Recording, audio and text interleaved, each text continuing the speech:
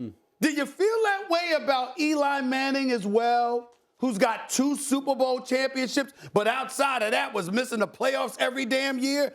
I mean, what are we to make of what qualifies you as a Hall of Fame quarterback, sir?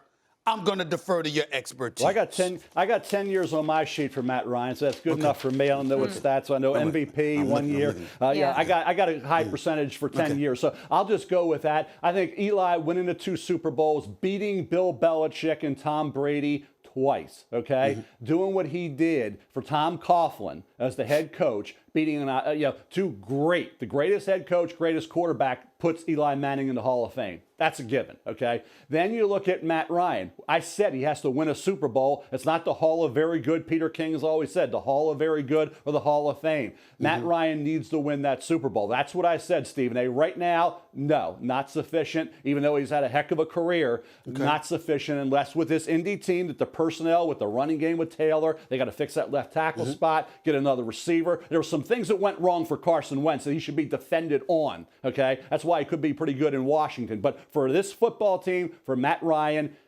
get a Super Bowl win, then you're in the Hall of Fame.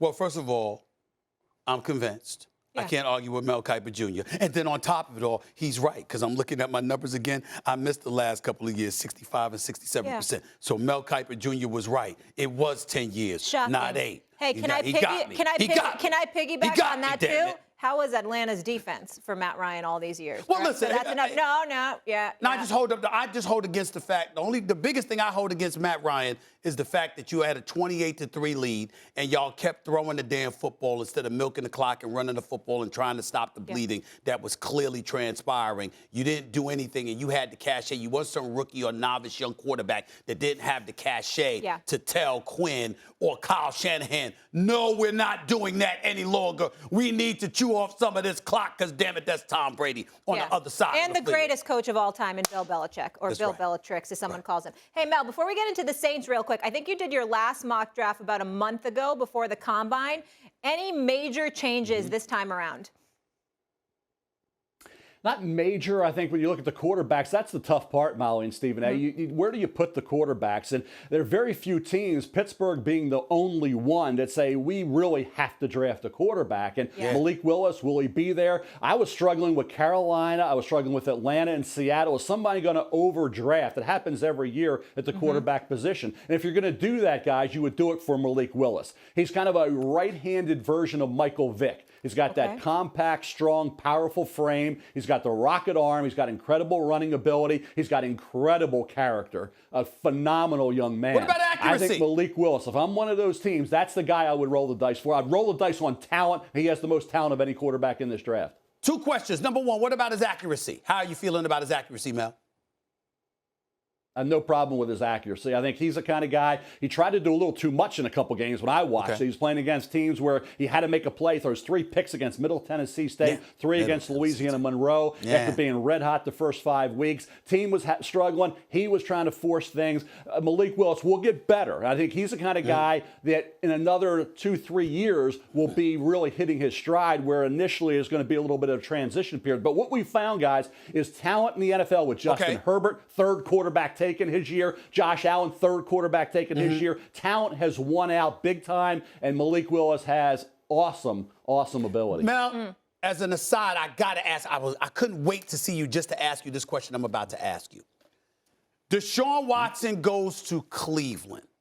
I want to know, and now Matt Ryan is in Indy. I want to know which team you believed were the ideal landing spots for those 2 guys. I know where they are. Where would you have preferred to see Deshaun Watson? Where would you have preferred to see Matt Ryan, if any place else at all? I love Matt Ryan going to Indy. Phillip Rivers had him in the playoffs. Carson Wentz almost had him in the playoffs. By the way, that defense gave up a touchdown on that first drive of the game to the Jacksonville Jaguars. In the game, they needed to lock down the young quarterback. But I think when you look at the AFC in general, it's like this conference is loaded, from Josh Allen to Patrick Mahomes to Justin Herbert. Now the list keeps going on and on and on. like I said, it's going to be fun to watch to try to predict which teams it's going to come together for. And Deshaun Watson may have a suspension. It's going to be with all new guys. We'll see how that all plays out. I had Cleveland in the Super Bowl last year. It didn't work out. Now Baker Mayfield's getting kicked to the curb after you almost had the Browns in the Super Bowl 2 years ago. This is a crazy league for quarterbacks. Patience at an all-time low. It's ridiculous how they're handling quarterbacks. I made a point yesterday on a podcast with Field Yates. The NFL is clueless when it comes to evaluating quarterbacks. That's been proven time and time again. It's not going to change. They are clueless in terms of how to evaluate quarterbacks. Not only once they're in the league, coming out of college, once they're in the NFL, they have no idea. Wow, and that's a hot take right there, Mel. But I want to switch to the wide receiver position. How do you think the Packers should approach the draft to replace Devontae Adams?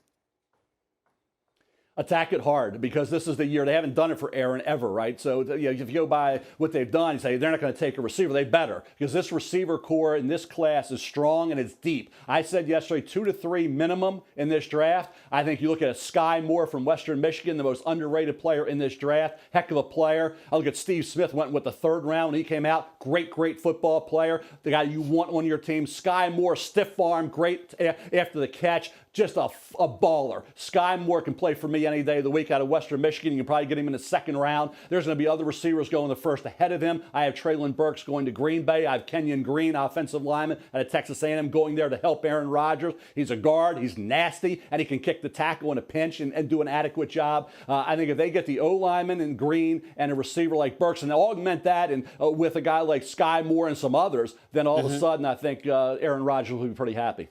All right. I'll wrap it up by repeating what you said. The league is clueless when it comes to evaluating quarterbacks, and we have seen it time and time again. You know who is not, though? Mel Kiper. Thanks for watching ESPN on YouTube. For live streaming sports and premium content, subscribe to ESPN+.